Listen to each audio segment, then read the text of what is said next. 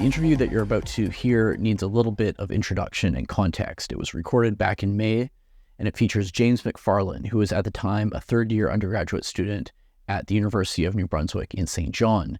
Since then, he has left UNB and has returned to his home province of British Columbia.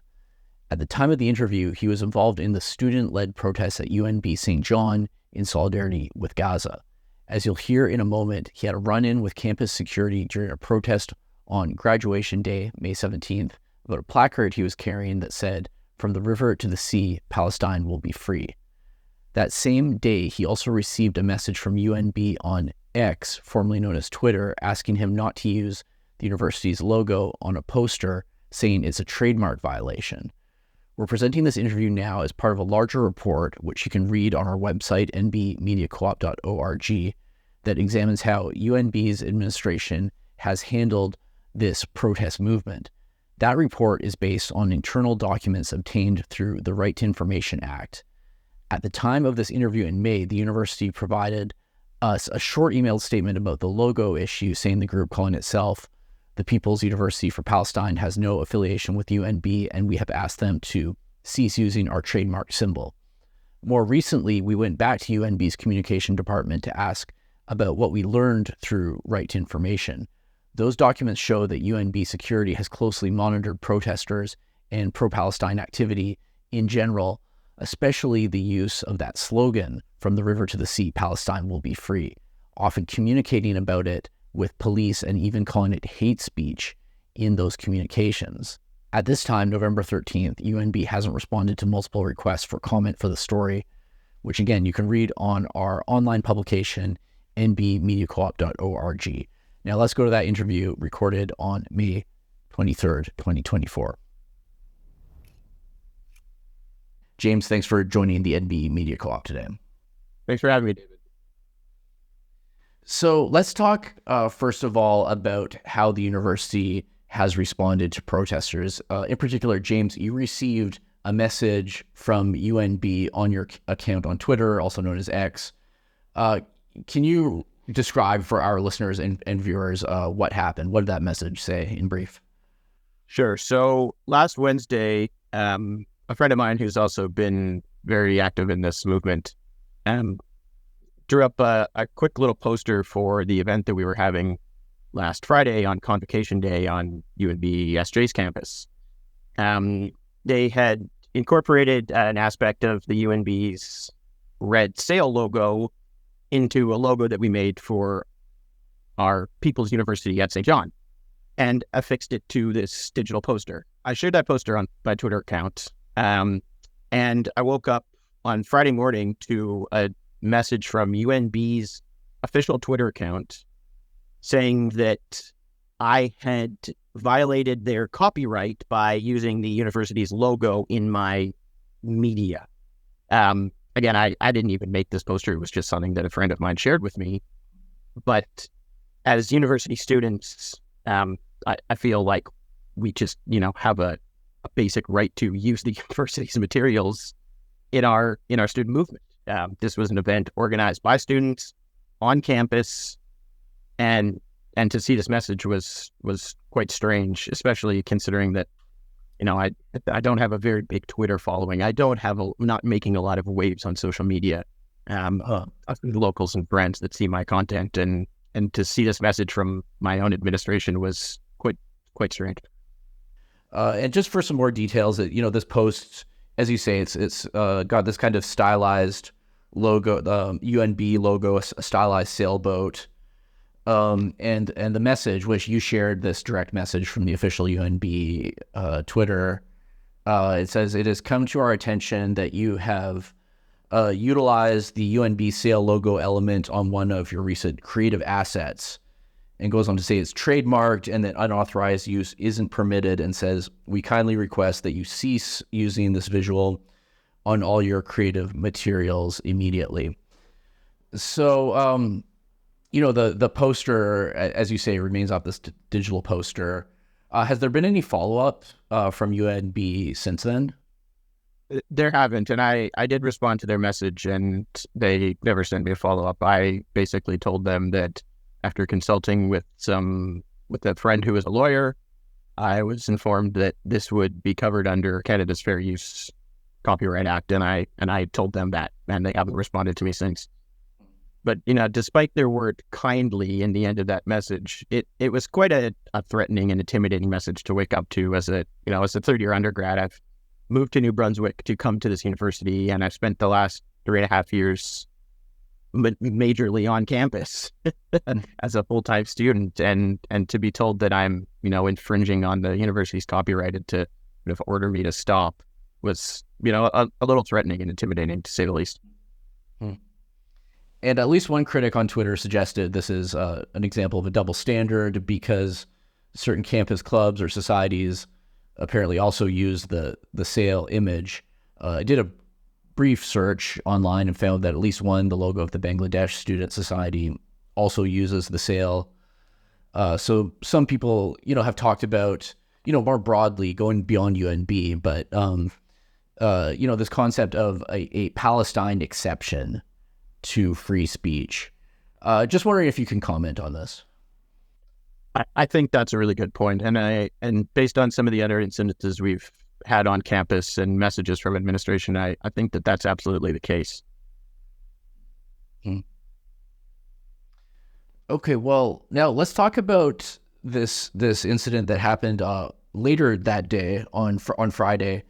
This incident involving UNB security on Friday, May 17th in St. John. You said on Twitter, UNB's head of campus security just threatened me with trespass over my "From the River to the Sea" sign and called the police on me. And for people who might, somehow still be unfamiliar, this is a reference to the motto, "From the river to the sea, Palestine will be free," which there's been so much talk about over the past 7 months, more than 7 months. You said security later returned and told you, as it says here on Twitter, the St. John police don't consider it anti-Semitic, so I'm fine. So I guess, first of all, can you just describe this encounter in more detail? Yeah, although I'll just add as a bit of a prelude, earlier in that day, we actually had another one of the people who's been in our group, who was protesting. They had set up a small demonstration just off of campus, at the edge of the road by the main gates. And they were approached by hired security who I believe had been sort of hired as extra security hands just for convocation day because there was a lot of people on campus. And these, not UNB security, but contracted security, approached them and asked them for their names and information and said that they had been asked by campus security to report any sightings of Palestinian flags on and around campus. So that was the sort of the mentality we were going into throughout the day was that security was watching us closely. So around 1 o'clock in the afternoon, a small group of us moved from the quad up to the front doors of the athletic center where the convocation ceremony was being held as people were sort of trickling into the building. And I went over there with my sign that the Twitter post had it abridged, but it did say "From the river to the sea, Palestine will be free." Very quickly after getting up to that little area of the campus, the head of UNB St. John's campus security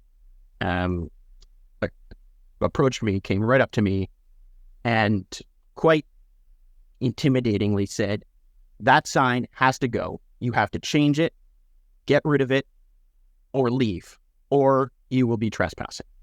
And I said, "David, excuse me, what are you talking about?" And he said, "That sign is hate speech." And I asked him, "Who has made that determination?" And he told me that he didn't know, but that it was hateful and that it could not be on university grounds. So quite calmly, I said, "Listen, David, I disagree. I do not believe that this is hateful. This is a speech. This is a slogan of freedom and a movement for the free people of Gaza."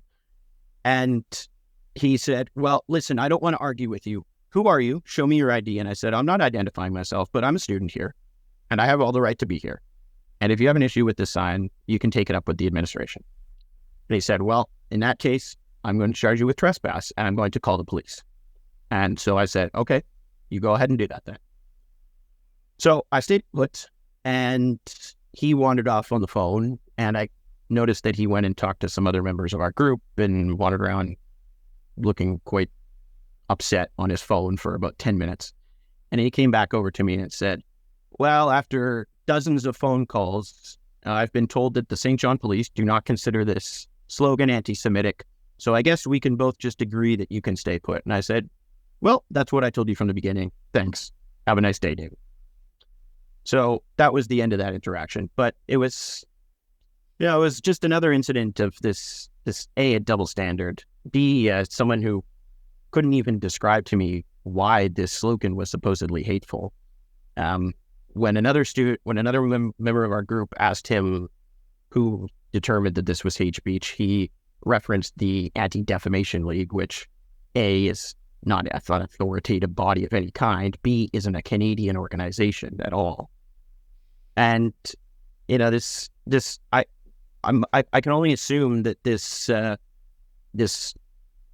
call to action has been given down by the university administration, that particular slogans, including this one, are supposedly unacceptable. But there is no government in Canada or New Brunswick or St. John or a university declaration that has ruled that this slogan is hate speech. Now, the first thing, just, while you were talking there, I was wondering, did the security guard actually use the word dozens of phone calls? Actually, I was paraphrasing. I believe his exact words were after about 5,000 phone calls. Okay. Which I considering it was only about 10 minutes, I find that probably a little hyperbolic. But a bit of hyperbole there, probably, yeah. And I guess just for context about this line, basically a rhyming couplet that has generated so much controversy in the midst of this war, or as many say, genocide. This line has received intense criticism from people who say it's anti-Semitic, that it suggests the removal of all Jewish people from basically, the Jordan River to the Mediterranean Sea, an area that would include, of course, both Israel and the occupied West Bank and Gaza Strip. Of course, Palestine solidarity activists deny that that's the message or the spirit of the message at all. It's often described as a rallying cry for freedom and equality for Palestinians, and that basically this idea, this is sort of that this is a bad faith reading of the motto, particularly at a time when it is Gaza that is being wiped out, that is being bombarded, not the state of Israel. So just, I guess what I wanted to ask, what does this motto mean to you, James? Well, to me, I believe that the only solution in Israel and Palestine is the creation of a single, unitary, democratic state with equal rights for all religious and ethnic groups. And to me, that's what this slogan means. It doesn't mean the extermination of any people or the cleansing of any people. It means that Jewish, Muslim, Arab, other ethnic groups can live together peacefully in a democratic society. That's what I believe. And, this isn't the first time that we've heard at the NB Media Co-op about student protesters, encountering pushback, particularly for this slogan. And, I think that there's actually been movements in other countries, I think Austria, if I'm not mistaken, other places, to actually criminalize the slogan. So I guess just in the context of everything that's going on, how do you feel as a student protester, I guess, kind of encountering this, the kind of, I guess, threat of use of force, and over, again, as I say, a rhyming couplet, essentially. I mean, personally, at a personal level, it was intimidating. It was belittling and embarrassing in a lot of ways. There was on convocation day, there was a lot of people all around. There was parents, students, faculty members, and for an official from the university to come up to me and say that I was, endorsing anti-Semitic hate speech was, even though I fundamentally disagree, it's a little gut-wrenching to have someone make that claim towards you. But at a broader level, I mean, it's just another example of the chilling of free and academic speech, both on universities around the world and in society at large. We're seeing these crackdowns on slogans and signs and images, and the keffiyeh ban in the Ontario legislature, and symbols and slogans of Palestinian even just existence are being criminalized, demeaned, slandered across the world. Now, can you tell us a little bit more? Because I think that there's mostly been media blackout over examples of anti-war or anti-genocide responses to the events in the Middle East here in New Brunswick. I think it's fair to say very little media attention to these protests. I gather that on Friday last Friday in St. John, this was one of the bigger protests. Can you just kind of say more about that protest and how well attended was it, and what was the spirit there? The spirit was generally quite high. We gathered there on Convocation Day because we knew there would be virtually the whole local university community would be in attendance, and things were calm and peaceful and respectful. We had a group of probably at a peak maybe 35 protesters altogether, and we gathered largely in the quad in the grassy area of the campus in the center, and yeah, things were good. People were stopping by and signing our petition and taking literature from us and stopping to have chats. We had a few less savory encounters, some little chirping comments here and there, but aside from that, things were good. Some faculty stopped by to say hi. Some friends and other students and people from the community were stopping and chatting with us, and it was a really nice day. And I think that we reached some people and we made an impact. And evidently, we also got under the skin of the administration a little bit.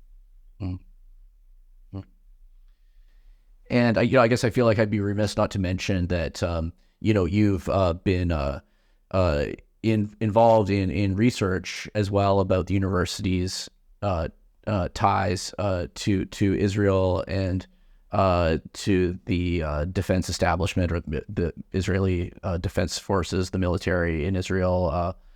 The CyberSpark story, which the NB Media Co-op published last week, which viewers and listeners can find on nbmediacoop.org.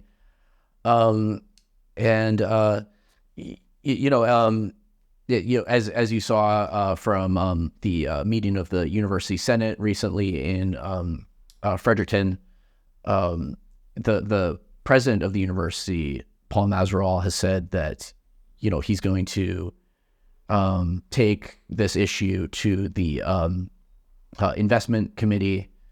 This question of whether the university should have in its endowment investments in Israeli based companies, and he even said more broadly the military industrial complex, or companies that are involved in military production and so on, which it would include Lockheed Martin, as you know, which supplies Israel with jets, fighter jets, among other things. So your thoughts on the way that this has unfolded so far at the administration level?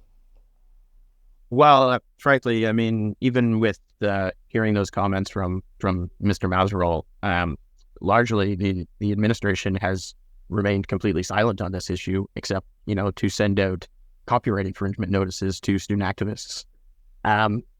We sent a petition last week with just under 500 signatures, and so far we've not gotten an official response from the administration. These were almost entirely university members and St. John and Fredericton and New Brunswick locals that signed this petition, and these signatures, we gathered almost 500 signatures in under 48 hours before we sent this petition. There's clearly a movement here that wants accountability from this administration of the university, And so far, it's been almost total silence. I mean, it's great that he makes those comments to the Senate, but there's been no comments to the university body at large, no comments in the media, no sort of official public statements of accountability whatsoever, or even a willingness to engage with the protests that have been going on. The only communication we've had as protesters has been through UNB St. John's security director. Okay. And I guess I should add, or maybe kind of clarify that, I said that you're involved in this research. I think you actually initiated this research. I did, yes. And hey, I'd like to thank you for picking up the story, because we were really grateful that some media was willing to take this up. We reached out to other more mainstream media outlets with it and never got a response from any of them, which again may speak to sort of an unwillingness to report on these stories in New Brunswick. CTV, Global, CBC all just ignored our messages.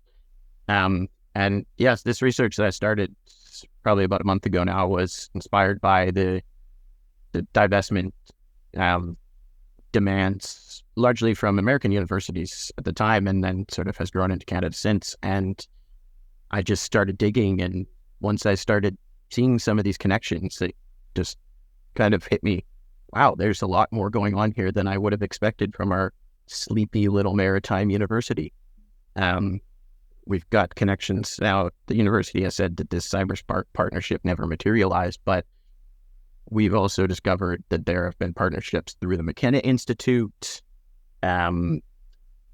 Students been sent to Ben Gurion University on University of New Brunswick trips and things like that. That at least these connections go further than just Cyberspark even. And again, we've had very little recognition of any of this stuff from the university administration. Well, I was speaking to James MacFarlan, UNB St. John. Anything else to add before we wrap up, James? What I just would like to add, that what I would like to see would be transparency, accountability, and full disclosure from our university administration, and a cessation of harassment and intimidation of student protesters.